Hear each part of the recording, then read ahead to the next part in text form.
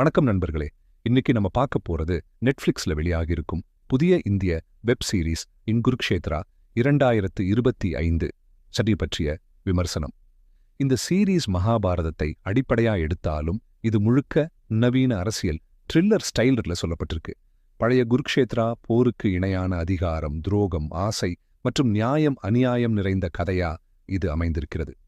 கதை சுருக்கம்: ஒரு கற்பனையான நாட்டில் அரசியல் போர் நடக்குது. அங்கே யார் பாண்டவர், யார் கௌரவர், யார் கண்ணன் மாதிரி வழிகாட்டுறவரு, இதெல்லாம் நமக்கு எபிசோடுகள் செஞ்சு தெரிய வருது. ஒவ்வொரு கதாபாத்திரத்துக்கும் ஒரு சின்ன உள் ரகசியம் இருக்கு. அதுதான் கதையை மேலும் திகில் கூட்டுது. தொழில்நுட்பம், கேமரா வேலை, பின்னணி இசை மற்றும் ப்ரொடக்ஷன் டிசைன் எல்லாமே வேர்ல்ட் கிளாஸ். ஒவ்வொரு போர்க்களமும் அரசியல் மீட்டிங்களும் கிராண்டே காட்சியளிக்குது. பேக்ரவுண்ட் ஸ்கோர் சில இடங்களில் கேம் ஆஃப் த்ரோன்ஸ் மாதிரி ஃபீல் கொடுக்குது. முடிவு: குருக்ஷேத்ரா 2025 ஒரு சாதாரண புராண கதை இல்லை.